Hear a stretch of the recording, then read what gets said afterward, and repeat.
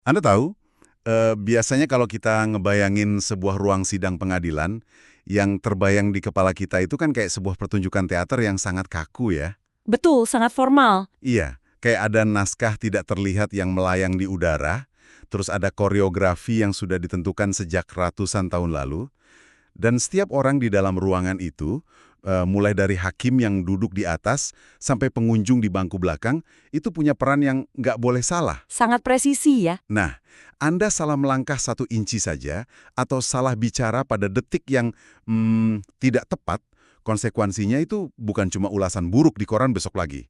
Anda bisa kehilangan rumah, kehilangan hak asuh anak, atau bahkan kehilangan hak hukum Anda sama sekali. Ya, karena ruang sidang itu kan memang sengaja dirancang untuk menundukkan emosi liar manusia ke dalam sebuah mesin prosedur yang terukur. Maksudnya setiap ketukan palu, setiap kata yang diucapkan pada detik tertentu, itu punya rantai konsekuensi hukum yang sangat mengikat. Sangat mengikat. Ya, begitu Anda melewati pintu jati pengadilan itu, Anda nggak lagi beroperasi dengan aturan jalanan atau aturan ruang tamu di rumah Anda. Betul sekali. Makanya, kalau Anda ini seorang mahasiswa hukum yang mungkin lagi begadang bersiap menghadapi ujian besok pagi, atau Anda cuma orang biasa yang penasaran sama apa sih yang sebenarnya terjadi di balik pintu tebal pengadilan agama, Anda butuh peta jalan. Sangat butuh. Dan hari ini kita akan membongkar sebuah panduan yang luar biasa detail yang disusun dari catatan kuliah hukum M. Faisal Rahendra Lubis, SH, MH dari Fakultas Hukum Universitas Islam Sumatera Utara. Kita bakal bedah tuntas etiket formal yang sering dianggap remeh, aturan main hidup dan mati di persidangan, sampai menerjemahkan istilah hukum Belanda yang sering bikin pusing. Catatan materi hukum acara peradilan agama ini ibaratnya ngasih kita akses VIP ya. Kita nggak cuma lihat hukum di atas kertas, tapi kita lihat urutan kronologis jalannya persidangan itu detik demi detik. Detik demi detik. Betul. Kita bisa lihat gimana teori hukum perdata dipaksa berbenturan dengan realitas fisik manusia yang lagi emosi di dalam sebuah ruangan ber-AC. Oke, mari kita mulai dari detik-detik sebelum pertunjukan ini dimulai. Segmen pertama, jalannya sidang. Sesaat sebelum majelis hakim masuk, kita punya sosok panitra. Kalau pakai analogi teater tadi, panitra ini kan ibarat manajer panggung ya. Ya, stage manajernya. Nah, pada hari dan jam yang sudah ditentukan, jauh sebelum para pihak ini dipanggil masuk, si panitra ini harus sudah mempersiapkan segalanya. Lampunya, kursinya, kelengkapan berkasnya, terus dia melapor ke ketua majelis dan duduk nunggu di ruang sidang pakai baju seragam khususnya. Panitra ini kan tulang punggung administratif ya. Dia yang memastikan panggung keadilan ini nggak runtuh sebelum pertunjukan dimulai. Hakim itu nggak akan sudi melangkah masuk kalau panitra belum ngasih aba-aba bahwa arenanya sudah siap. Wibawa pengadilan itu kan rentan banget dan dibangun pertama kali ya dari kesiapan administratif ini. Begitu panitra duduk dengan seragamnya, itu sinyal bahwa negara udah siap dengerin masalah Anda. Lalu tibalah momen yang sering kita tonton di film-film. Majelis hakim masuk lewat pintu khusus di belakang meja, udah pakai toga kebesaran yang hitam tebal itu. Begitu masuk, panitra langsung teriak lantang mempersilahkan semua orang berdiri. Betul. Dan baru setelah hakim duduk, kita semua boleh duduk lagi. Nah, catatan ini ngasih garis bawah tebal. Kalau ini berlaku di semua persidangan loh, bukan cuma hari pertama. Gimana kalau ada pihak yang lagi emosi banget, ngerasa paling benar, terus dia nolak untuk berdiri pas hakim masuk? Wah, itu hakim punya kewenangan absolut di ruangan tersebut untuk langsung menegur keras. Berdiri saat majelis masuk itu sama sekali bukan bentuk kita nyembah individu hakimnya ya. Bukan penyembahan ya? Bukan, itu pertunjukan kepada institusi peradilan dan hukum negara itu sendiri. Dalam skenario ekstrim di mana penolakannya diwarnai makian, Atau sikap merendahkan gitu? iya, itu bisa dikategorikan sebagai contempt of court, pelecehan martabat pengadilan. Orang itu bisa langsung diusir keluar sama petugas keamanan. Wow, langsung diusir? Nah, etiket fisik ini tuh sebenarnya saklar psikologis. Begitu kaki Anda berdiri tegak terus duduk lagi ngikutin ritme majelis, Anda itu secara mental udah sepakat buat main pakai aturan ruangan itu. Sebuah saklar psikologis yang maksa kita sadar kalau otoritas sudah pindah ke tangan hukum ya. Dan di sini ada detail brilian yang ngebedain peradilan agama sama peradilan umum lainnya. Kalau di peradilan umum kan hakim ketuk palu, terus bilang sidang terbuka. Tapi khusus peradilan agama, ketua majelis wajib membuka sidang dengan membaca basmalah bareng-bareng. Betul. Dibuka dengan sama-sama membaca basmalah. Itu kerasa banget bedanya. Detail sekecil itu sebenarnya mengubah seluruh atmosfer ruangan loh. Pembacaan basmalah bersama ini menyuntikkan dimensi spiritual ke proses hukum yang aslinya kan sangat duniawi ya, penuh intrik. Penuh pertengkaran. Iya, ini jadi pengingat instan buat hakim yang pegang palu, panitera yang nyatet, dan pihak yang lagi berantem kalau keadilan yang mereka cari hari ini ujungnya bakal diaudit sama kekuatan yang jauh lebih besar dari sekedar Mahkamah Agung. Ada beban moral luar biasa ya di detik pertama persidangan. Nah, setelah ketukan palu dan basmalah itu menggema, ketua majelis harus nyambung pakai aturan emas yang nentuin sah atau enggaknya sebuah putusan. Hakim wajib bilang lantang, terbuka untuk umum. Ya, sesuai Undang-Undang Nomor 48 Tahun 2009, Pasal 13 Ayat 1, semua sidang pemeriksaan itu wajib terbuka untuk umum, kecuali undang-undang menentukan lain. Tunggu dulu. Saya rasa kita harus nekan tombol rem di sini. Kita ini kan lagi ngomongin peradilan agama. Ini epicentrum kehancuran rumah tangga kan? Orang datang ke sini buat urus cerai, mungkin ada perselingkuhan, sengketa warisan yang berdarah-darah, perebutan anak. Betul. Itu kan urusan paling privat dan memalukan. Kenapa hukum justru bertindak kayak, maaf sekejam ini, maksa aib seseorang harus dideklarasikan terbuka untuk umum biar sah?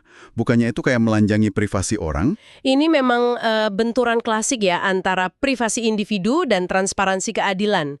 Alasan utamanya, pengadilan yang tertutup rapat, di mana putusan diambil di ruang gelap tanpa ada yang ngawasin, itu embrio dari kezaliman.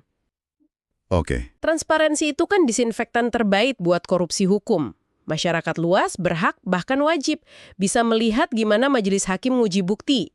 Kalau sidang dibiarkan rahasia, cuma buat nyelamatin muka para pihak. Potensi suapnya tinggi ya? Pasti. Manipulasi, keberpihakan hakim bakal merajalela tanpa bisa diaudit. Masuk akal sih. Transparansi menghentikan tirani. Tapi kan tetap kasihan saksi atau para pihak yang trauma psikologisnya jadi tontonan pengunjung iseng di kursi belakang. Nah, hukum kita sangat sadar soal kebrutalan psikologis itu. Makanya, undang-undang ngasih pengecualian yang manusiawi. Di kasus spesifik kayak perceraian, asusila, atau yang libatin anak di bawah umur, majelis hakim akan bilang sidangnya tertutup. Oh, jadi pintunya beneran dikunci? Betul, dikunci dari dalam. Tapi, ini poin krusial nih di pasal 13 ayat 2. Walaupun seluruh debat dan pembuktiannya tertutup dan rahasia, pas hakim membacakan putusan akhirnya, sidang itu wajib dibuka lagi untuk umum. Jadi proses saling serangnya aman di balik pintu tertutup, tapi konklusi hukumnya tetap harus diumumin ke publik. Terus gimana kalau hakimnya lupa? Katakanlah udah capek sidang 8 bulan, pas ngetuk palu putusan, dia lupa ngomong terbuka untuk umum. Wah, itu bencana hukum yang sesungguhnya. Putusan itu otomatis jadi batal demi hukum. Batal demi hukum? Maksudnya putusan tebal yang udah dicetak itu dianggap nggak eksis? Secara hukum, putusan itu cacat bawaan dan nggak punya kekuatan mengikat sama sekali. Bayangin frustrasinya pihak yang menang. Udah buang waktu 8 bulan, bayar pengacara puluhan juta. Nangis-nangis di ruang sidang. Iya, dan semuanya hangus jadi debu cuma gara-gara hakim kelewatan satu kalimat formal. Dan ini berlaku mutlak di semua lingkungan peradilan Indonesia tanpa ampun. Gila, rigid banget ya. Cuma karena satu kalimat operasional, seluruh gedung keadilan bisa runtuh. Oke, mari kita masuk lebih dalam ke momen penentu nasib, yaitu sidang pertama. Tanggalnya ditetapkan lewat PHS oleh majelis. Di catatan ini, absen di sidang pertama itu ibarat telat datang di boarding gate pesawat internasional. Pintu ditutup, Anda ditinggal. Analogi yang menakutkan tapi sangat akurat.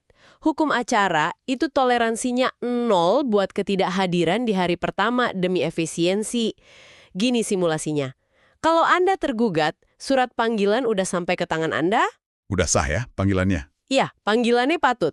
Tapi Anda milih tidur di rumah pas sidang pertama, hakim bisa langsung ngeluarin senjata mematikan yang namanya putusan first take. First take. Ini sering bikin panik. Berarti hakim mutusin murni tanpa dengar pembelaan Anda sama sekali ya? Betul. Kemungkinan besar Anda hancur lebur karena penggugat bebas cerita tanpa ada yang ngebantah. Tanah melayang, status perkawinan berubah, dan Anda nggak sempat bela diri. Bahaya banget. Tapi gimana kalau posisinya dibalik? Penggugatnya yang ngebu-gebu daftar, malah dia yang hilang tanpa jejak di sidang pertama. Kalau penggugat yang nggak datang, palu hakim bakal menghantam dengan status digugurkan. Perkara dihapus dari daftar.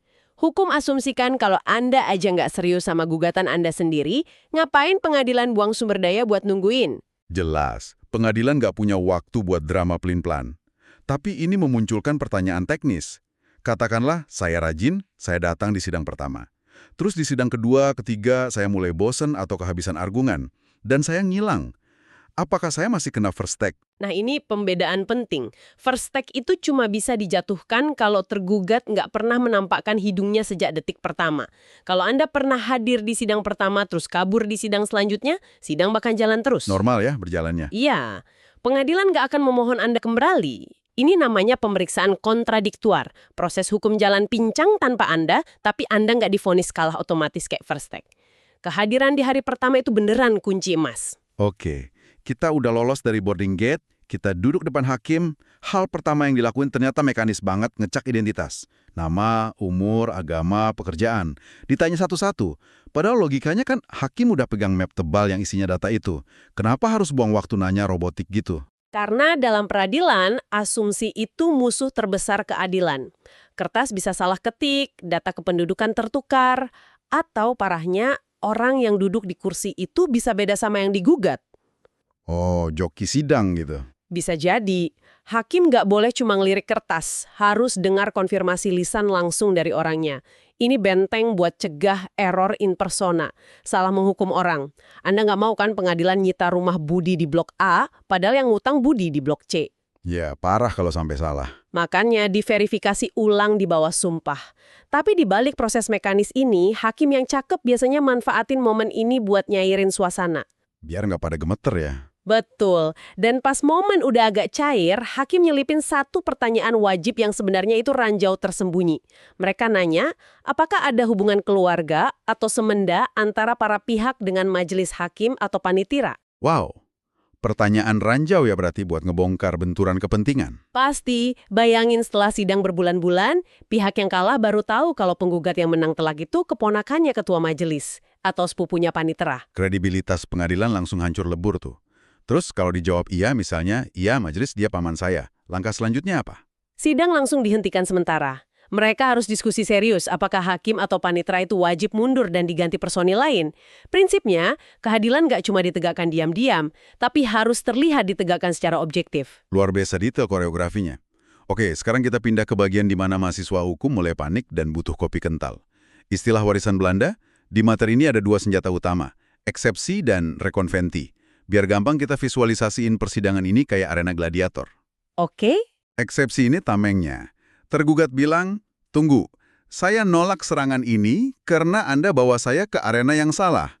Misalnya saya rebutan gonogini sama mantan istri, aset di Bandung, nikah di Bandung, digugatnya di Jakarta Selatan. Saya angkat tameng eksepsi, bilang pengadilan ini nggak berwenang. Bener begitu? Presisi sekali visualisasinya. Eksepsi itu sanggahan relatif, sifatnya prosedural murni. Kita belum ngomongin siapa yang benar soal hartanya ya. Belum masuk ke substansi. Belum. Cuma nyurang kewenangan atau cacat formal. Kalau hakim terima tameng eksepsi Anda, pertarungan selesai hari itu juga tanpa pertumpahan darah soal bukti. Sangat efisien. Terus pasangannya, rekonvensi. Kalau eksepsi, tameng, rekonvensi ini pedangnya, manuver gugat balik. Anda nuduh saya nyolong tanah, saya cabut pedang rekonvensi, bilang justru Anda yang utang dan tanah itu jaminannya. Tapi aturannya dicetak tebel banget di sini. Eksepsi dan rekonvensi hanya boleh diajukan pada sidang pertama. Kalau diajuin di sidang kedua, hakim tutup mata. Betul, aturannya absolut, nggak bisa dinegosiasi. Tapi secara logika strategi, kenapa sistem maksa kita ngeluarin semua senjata rahasia di ronde pertama? Bukannya wajar kalau di tengah pertarungan kita baru nemu celah lawan terus mikir, aha, saya gugat balik aja minggu depan. Bayangin kalau hukum ngizinin bantahan prosedural dan gugat balik diajukan kapan saja. Ruang sidang bakal jadi mimpi buruk yang nggak selesai-selesai. Nggak beres-beres ya perkaranya. Betul. Sidang udah jalan 6 bulan, udah panggil 10 saksi, keluar biaya survei lokasi, mendadak tergugat angkat tameng eksepsi, bilang pengadilan nggak berhak mengadili. Kalau itu diizinin, Waktu, biaya, energi negara selama setengah tahun hangus sia-sia. Oh, benar juga. Makanya, maksa eksepsi dan rekonventi keluar di garis start itu cara hukum memaksa orang membedah kasusnya secara holistik sebelum berani naik ring. Siapkan senjata sebelum pintu ditutup. Bersiaplah sebelum bertarung. Masuk akal sekali. Tapi arena hukum ini nggak eksklusif cuma buat dua gladiator kan? Kadang ada pihak ketiga yang melompat masuk atau diseret masuk. Ada dua istilah lagi, intervensi dan fridge wearing. Ya, sengketa hukum itu sering bawa efek domino. Intervensi atau tusenkoms itu terjadi kalau pihak ketiga yang nggak diundang sukarela menerobos masuk karena merasa haknya terancam. Contohnya gimana tuh? Anda dan saudara lagi berebut tanah warisan di depan hakim, tiba-tiba tetangga datang bawa sertifikat ngajuin intervensi. Dia bilang, maaf, batas tanah yang kalian ributin itu menabrak masuk 3 meter ke pekarangan saya. Nah, tetangga ini masuk buat nyelamatin kepentingannya sendiri. Ibarat tamu tak diundang merusak pesta ya. Terus kalau freijuaring, itu skenario pihak ketiganya ditarik paksa sebagai tameng hidup ya? Tepat. Kalau intervensi itu melompat sukarela, freijuaring itu diseret paksa oleh salah satu pihak yang bertarung buat ngelempar tanggung jawab. Klasiknya gini, Anda gugat saya karena mobil bekas yang saya jual remnya blong. Saya tahu saya tersudut, tapi mobil itu saya beli dari pialang licik minggu lalu. Jadi Anda narik pialannya? Iya, saya ajuin freijuaring. Saya bilang, majelis, kalau saya dihukum ganti rugi, pria ini juga harus ikut tanggung jawab karena kerusakan aslinya dari dia. Brilian banget manuvernya. Jangan cuma hukum saya, hukum dia juga. Dan daripada bikin 3 gugatan berantai yang makan waktu, sistem langsung nyedot semuanya ke satu meja operasi ya. Asasnya peradilan yang cepat, sederhana, biaya ringan, konsolidasi pakai intervensi dan freijuaring ini mencegah lahirnya putusan yang saling bertentangan nanti. Oke, kita udah bahas pedang, tameng, dan nyeret orang ke arena. Sekarang, kita bahas prosedur yang kerasa agak ironis. Bahkan menurut materi ini, mengandung sedikit paradoks logika. Anjuran damai atau mediasi. Ya, hukum acara kita khususnya HIR menggariskan kewajiban mutlak. Majelis hakim wajib menganjurkan perdamaian pada permulaan sidang pertama. Kalau dilewatkan, sidangnya cacat. Tapi coba kita pikir kronologinya deh. Hakim diwajibin nasihatin damai sebelum surat gugatannya dibacakan. Secara logika, hakim kan belum dengar rincian masalahnya. Aneh nggak sih maksa orang salaman, padahal hakim belum tahu siapa yang ceraikan siapa, atau siapa ngerebut tanah siapa. Hakim seolah bilang, ayo damai aja, ini di luar nalar kronologis kan? Memang di atas kertas kontradiktif ya. Gimana nawarin solusi tanpa tahu sengketanya. Tapi disinilah kedalaman filosofi hukum perdata dan agama kita. Hukum kadang sengaja ngebengkokin rasionalitas demi nilai tertinggi, pemulihan hubungan. Pemulihan hubungan manusia ya? Betul. Hukum perdata kan pada intinya soal relasi yang retak. Saat dibawa ke negara, hakim mencoba ngasih jeda kemanusiaan terakhir sebelum pertumpahan darah legal dimulai. Oh, jadi bukan nuntut hakim tahu solusinya hari itu juga, tapi maksa semua orang narik nafas panjang, menghentikan adrenalin pertarungan sejenak. Persis! Pesannya tuh, kami udah siapin ring, aturan main, tameng, pedang, tapi sebelum kalian saling melukai pakai bukti yang bakal ninggalin trauma seumur hidup, sadarilah putusan cuma melahirkan pihak menang yang arogan dan pihak kalah yang hancur. Perdamaian itu satu-satunya penyelesaian tanpa dendam. Wow, sebuah paradoks yang indah. Ruang sidang yang kaku ternyata punya hati buat ngeredam amarah. Kalau kita lihat lagi seluruh anatomi yang kita bedah, peradilan agama ini mesin yang sangat kompleks. Sangat rigid soal kalimat terbuka untuk umum, atau langsung first take di hari pertama. Tapi denyut nadinya sangat kemanusiaan. Dari ngecek identitas biar nggak salah, sampai pemaksaan anjuran damai. Ya, aturan prosedural sering dibenci karena kerasa lambat. Tapi kita buktikan kalau kerumitan itu sebenarnya benteng dari kesewenang-wenangan. Dan sebagai penutup, saya mau ngasih satu fakta provokatif dari catatan ini. Buat direnungkan. Tentang gimana hukum administrasi negara bisa seketika tunduk pada keyakinan spiritual di ruang sidang. Penutup yang sempurna? Gimana faktanya? Bayangin perkara warisan yang panjang banget, bertahun-tahun sampai kasasi di Mahkamah Agung. Tiba-tiba salah satu pihak meninggal. Haknya otomatis jatuh ke ahli waris kan? Mahkamah Agung punya panduan surat edaran MA, SEMA nomor 5 tahun 1968 yang bilang proses bisa lanjut cukup pakai surat keterangan ahli waris dari lurah atau kades tempat. Birokrasi standar lah ya, bawa surat pengantar kelurahan. Tapi menurut analisis ahli hukum Dr. Haroihan Ar-Rasyid di panduan ini, aturan saklek MA itu nggak berlaku buat yang beragama Islam. Bagi umat Muslim, penentuan ahli waris nggak bisa disederhanakan pakai tanda tangan kades. Ada hukum faraid yang perhitungannya rumit dan mutlak, dan itu cuma bisa dikeluarin secara spesifik sama pengadilan agama. Wah, jadi Anda lagi di tengah lautan hukum perdata, tiba-tiba agama di KTP Anda bisa ngebatalin prosedur administrasi MA yang berlaku buat orang lain. Institusi negara harus mundur selangkah dan ngasih ruang buat sistem hukum ilahiyah. Betul sekali. Ini realitas yang menakjubkan banget. Panggung teater pengadilan ini mungkin diatur naskah undang-undang yang udah puluhan tahun. Tapi aktor di dalamnya adalah manusia utuh dengan segala keyakinan dan emosinya. Itulah yang bikin hukum selalu hidup dan menarik di bedah. Terima kasih udah nemenin kami menyelami lautan prosedur dan filosofi hari ini. Terus pertanyakan dunia di sekitar Anda, dan sampai jumpa di penjelajahan pikiran kita selanjutnya.